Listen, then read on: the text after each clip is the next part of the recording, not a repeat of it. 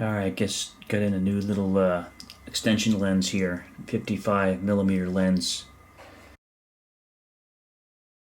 Hi everybody, David from Pinekncker01 here, and today we're going to check out a new little lens I got in, which I'm quite pleasantly surprised with. It's called the Altura. It's affordable. I bought it myself through Amazon, but you can buy it elsewhere online. And it's a wide-angle lens which you can use for macro photography. I'm going to do something a bit different. I'm going to tell you the pros and the cons of this lens, and then I'm going to show you the full unboxing and setup and how I came to these conclusions in the rest of the video, because I know that everybody likes to watch a long video, but I know that many of you do. So, conclusion is, the AX53 Sony 4K cam is fantastic, but it's not really good at macro filming or videoing. With this lens, you can actually zoom in and get more detail, intricate details of insects or rocks, like I show you in the video, or whatever you want to zoom in on. Now, it's on the macro level. I'm not talking about zooming in at telephoto, because that's one of the negatives. It's not good in the field if you're shooting wildlife from a distance and you want to zoom in and stay steady. But the auto stabilizer in this fantastic Sony camera works great natively. With this on there, the auto stabilizer gets a little bit, well, like you're on a boat or like an airplane, you know. So, pro is macro photography. Con is not for telephoto wildlife photography from a distance. Now, if you're at full open lens, this would be great for wildlife, not a problem. Because the next pro is landscape. If you're shooting landscapes like a sunset or sunrise or a moonrise, whatever it might be, this lens is going to get you a wider field of angle. It works great, fantastic quality, and looks, brilliant. Tip is, use a tripod.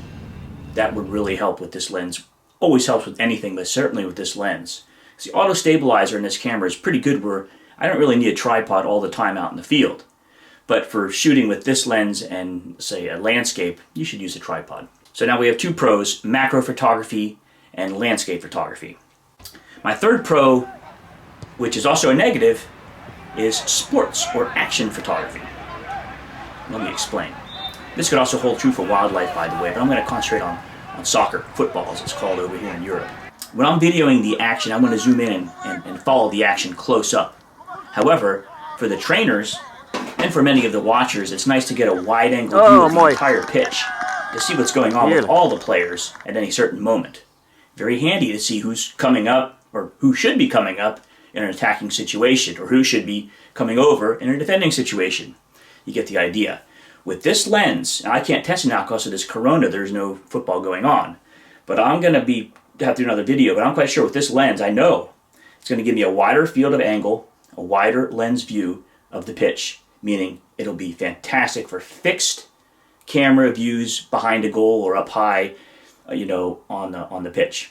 Same could apply for wildlife photography. If you want to get a wide-angle view of the birds on a lake or whatever it might be, this would be the great way. On your tripod, let it run. You're not zooming in, you just want to get the wide-angle total picture of the herd of cows or herd of horses. Saw some nice horses the other day. The negatives are, it's not for zooming in on stuff at a distance. It's going to get too wobbly, as you'll see. But the positives are for macro photography, for shooting sports at a wide field angle, fixed view, and for shooting landscapes. This is a great additional lens to have in your pack. So those are the three pluses, a few of the negatives. If you want this lens, it's affordable. I'll put the pricing down below. And check out the rest of the video for the full details on how I came to these conclusions. Wishing you a great day, and I hope you watch the rest of the video. Either way, please like, subscribe, and share this video. Yeah, they said you're supposed to say that, right? But nonetheless, have a great day, and the rest of the video will continue now. Alright, guess got in a new little extension lens here, 55mm lens, wide angle, .43x. Should fit on any 55mm lens fitting. I'm going to be particularly trying it on this Sony 4K, which I'm filming on now, AX53. So I'm going to have to film in a moment here with the mobile phone. Okay, so let's open it up here. Bought on Amazon. Came to Netherlands pretty quick, in about a little bit more than a week. Simple box. You can read the back there about some of the bullet points. Compatible with all camera brands, wide-angle lens with soft fisheye effect, 55mm back thread, 82mm front thread, detachable macro lens for close-up macro photography. Lifetime warranty, but limited. Includes wide-angle lens with macro lens portion, lens cover, and protective lens pouch. Oh, a little casing here. I guess you call it a pouch. Yeah, it's a cool pouch. I mean, look at that thing. Pretty nice. Okay, let's get this out of the way here.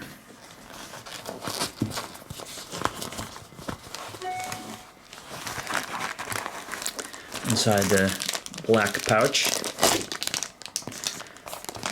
you get in a plastic covering the lens. Feels really good. Quality feels decent.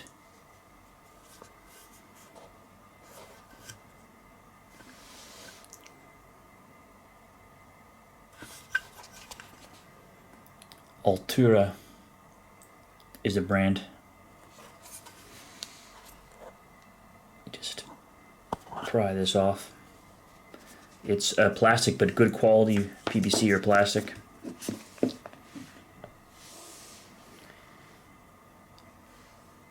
And here it is.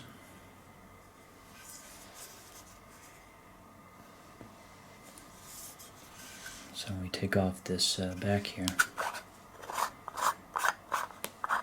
Screws off. This part should then just screw right onto this lens. So you see we have there, go like that. That's the effect we're going to get. So there you see like that. You see it gives us more of a wide angle, less zoomed in effect. You can see, look at the top of the lamp here. Now I have the lens on top. If I take the lens away, the lamp is gone. So, pretty neat. We'll get it on here and try it out in the field with some wildlife and nature. Okay, now let's try to fit her on there. So it's going to be a little more tricky to film that, but we'll do our best. We'll do our best. Watch out for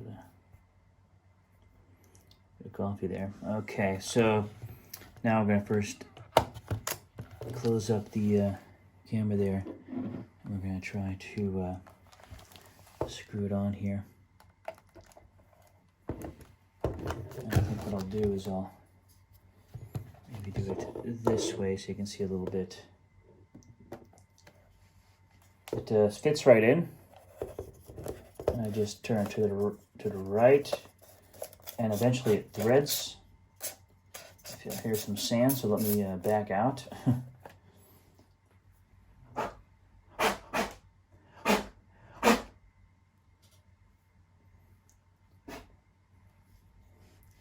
Let's try it again there.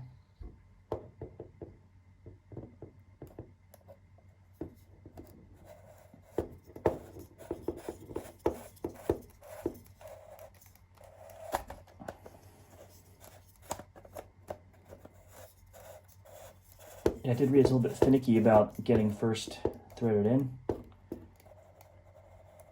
Now it seems to be on there very, very snug and fit. It does make it a little heavier, but now, I mean, look at that.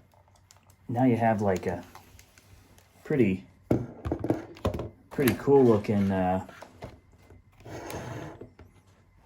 let's get the big brother out of the way here.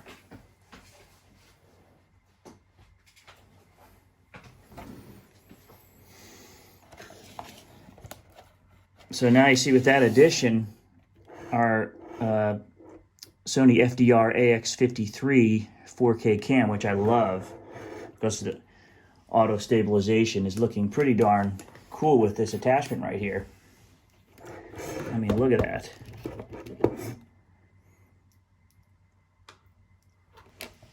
Now when we kick her on,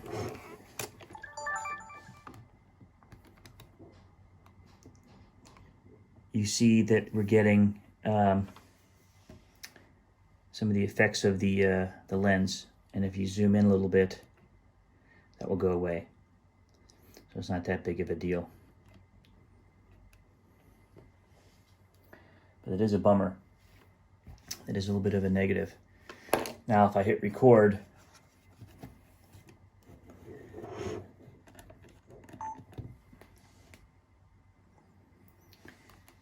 we should see you know, this circular part, of course, on the footage.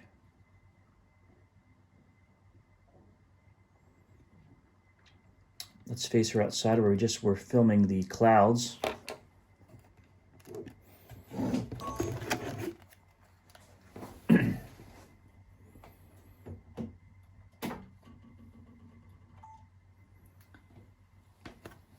When we put her outside, you definitely see that it's getting more of a wide angle than what we just had with the without this lens. So that's pretty interesting. Now we'll check out it back on the computer how it's looking.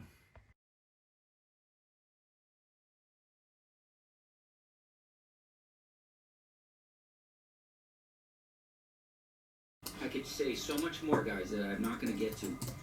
So we can see this in Revelation.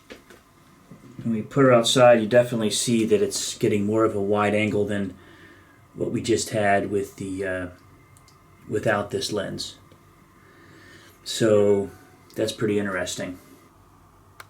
But even if we zoom out a little bit, you'll see that it's still, without effect of the lens in the way, it's still giving you a wider fisheye, or at least a wider lens, you know, picture than without this lens. So it could be useful, without a doubt, as it's starting to rain nice and Dutch-like here. See if I can show you on the cam here. See now, if you see the zoom indicator on the right-hand side of the LCD screen, right where the battery, which is pretty low. I see it right there. That went away. You see, you just go in just a little bit and it gets blurry, and it doesn't come back until you zoom out. So as soon as you go in a little bit, it just blurs out, where that new macro lens was doing a great job going in right to about there. So interesting. There's a positive for the Altura 55mm macro lens. You see when we get in real close,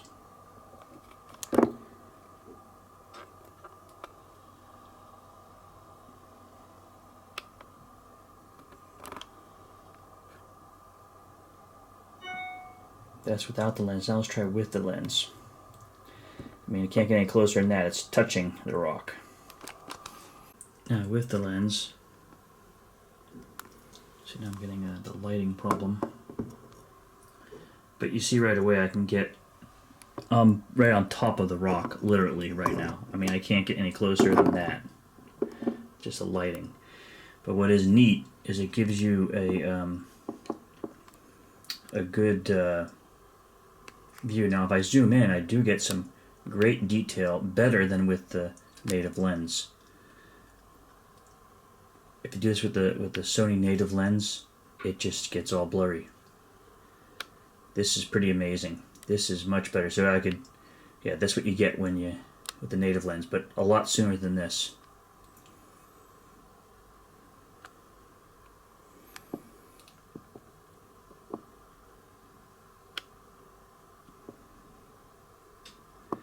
Now, and when you're out filming nature, you know, like insects or whatever, you don't have time to, you know. So this lens would definitely, not the native lens now, but the one we just had would definitely be an advantage out in the field for macro filming. This is pretty cool, pretty amazing actually. Here's obviously with the macro lens. Zoom in a little bit to get rid of that fisheye look. And let's take it off here.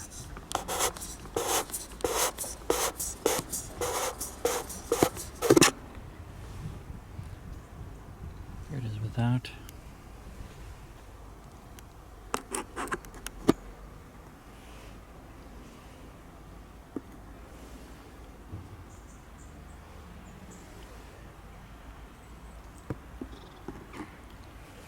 Because you get a whole other tree in the field of view.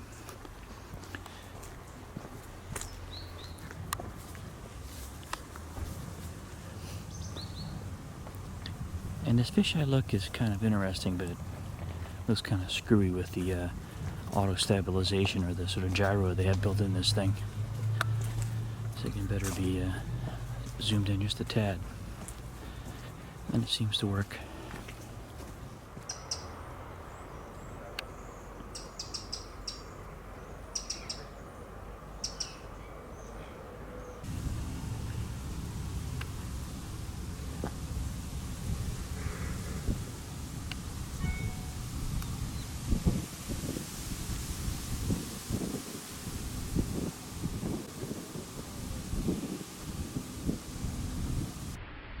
Yeah, see, this is really a case in point. This would have been a pretty amazing shot to just stay low. I could have zoomed right in and got a nice focus, but with this lens I couldn't focus in on the action. So it's not really for close-up wildlife videoing.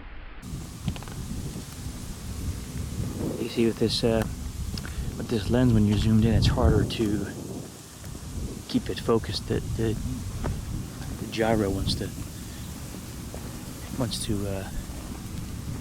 I don't know what it's doing, but somehow the lens affects it. So you have to kind of go up and down a little bit to keep it focused. When you're zoomed out, it's fine. So this lens would be great for filming a soccer match behind the goal, fixed wide angle. You get a much wider view of the field, and it's great for the macro filming. Zooming in on insects or rocks or what have you.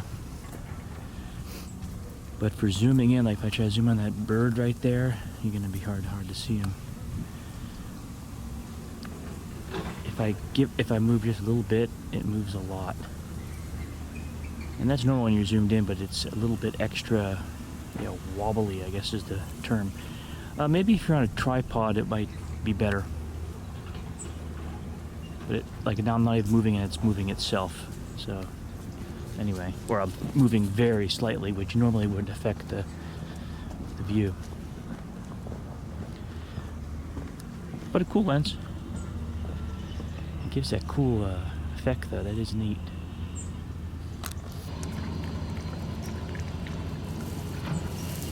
Getting the dog getting a drink.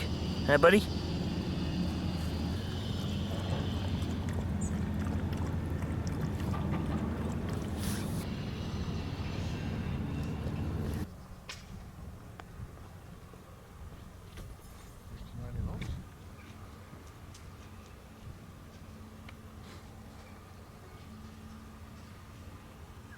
See, if I hold it steady, the new lens, I can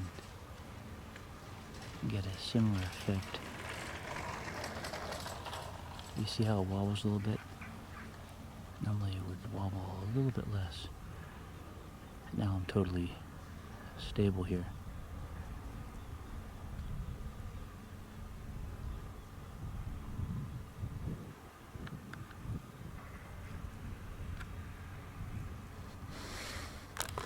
Now we can get right up against this rock.